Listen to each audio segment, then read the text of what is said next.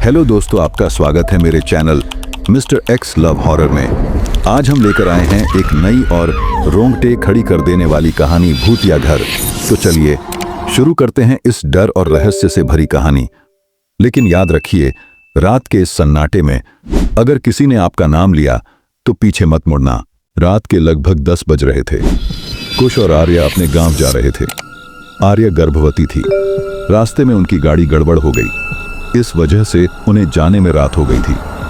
गांव का रास्ता घने और बेहद जंगलों से होकर गुजरता था। उस दिन अमावस्या थी, इसलिए रात भी भयंकर काली और डरा देने वाली थी। कुश ने गाड़ी तेज चला रखी थी जिससे वो समय से गांव पहुंच जाए, लेकिन जंगल में एक जगह पहुंचकर उनकी गाड़ी अचानक रुक गई। कुश ने आर्या को गाड़ी में ही बैठे रहने के लिए कहा और खुद गाड़ी से उतरकर गाड़ी को चेक करने लगा। गाड़ी चेक करते टाइम उसने फ्यूल टैंक चेक किया तो वो खत्म हो चुका था, जबकि उन्होंने चलते टाइम ही फ्यूल पूरा भराया था। तभी आर्या भी गाड़ी से उतरकर आ गई और बोली, क्या हुआ? ये गाड़ी अचानक क्यों रुक गई?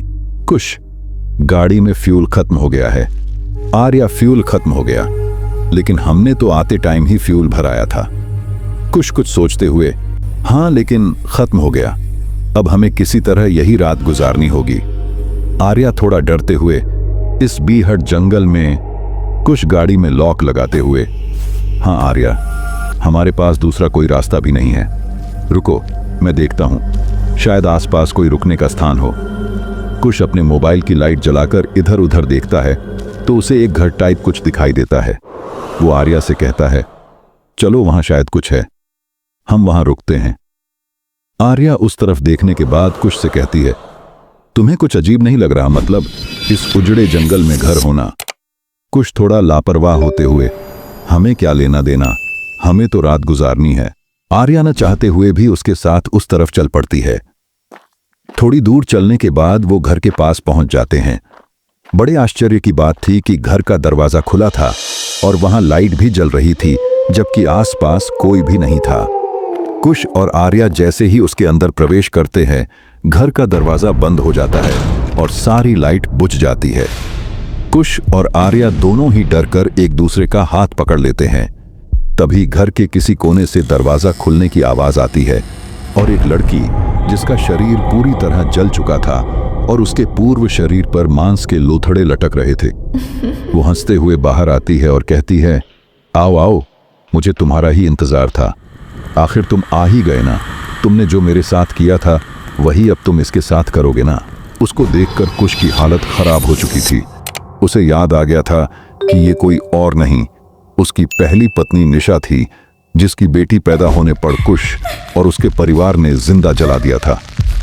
कुश हकलाते हुए बोला, निशा, तुम? निशा हंसते हुए, चलो तुम्हें मैं याद तो हूं। उस दिन तुमने मुझे और मेरी बेटी को जलाकर मार डाला था ना, आज मेरी बारी है।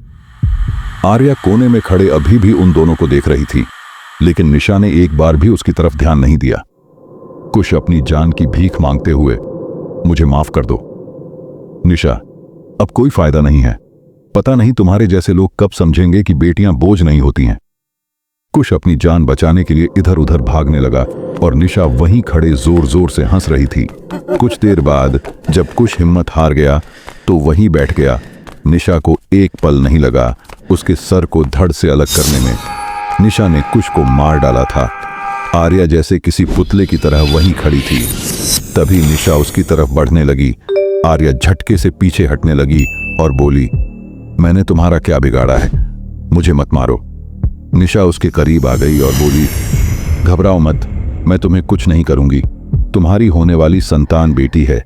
ये गांव जाकर तुम्हें भी मार देता जैसे इसने मुझे मारा था। ये लोग यही करते हैं, इसलिए इसके कर्मों की सजा तो इसको मिलनी ही थी। तुम सुबह होते ही सीधे शहर चली जाना और दोबारा यहाँ फिर कभी वापस मत आना। अपनी बेटी की अच्छे से परवरिश करना। बेटियां भगवान का अनमोल उपहार है। आर्या बड़े ध्यान से उसकी बातें सुन रही थी। वो रात भर वहीं रुकी रही और सुबह होते ही वापस शहर चली गई। बाद में उसने एक सुंदर बेटी को जन्म दिया, जिसका नाम उसने निशा रखा। जंगल में आज भी वो भूतिया घर है और हर बेटी को बोझ समझने वाले को निशा मार देती है। आर्या अक्सर लोगों से उस भूतिया घर और उसकी चुड़ैल की कहानी सुनती है, लेकिन ये तो सिर्फ वही जानती है कि वो चुड़ैल नहीं देवी है। प्यारे दोस्तों, आपको ये कहानी पसंद आई हो तो कमेंट करके ज़रूर बताइए। जानने के लिए ज़रूर देखिए अगले भाग में। मेरे चैनल को सब्सक्राइब करना, वीडियो को लाइक और शेयर करना बिल्कुल मत भूलिए। मिलते हैं अगले भाग में, तब तक के लिए धन्यवाद और अपना ख्याल रखिए।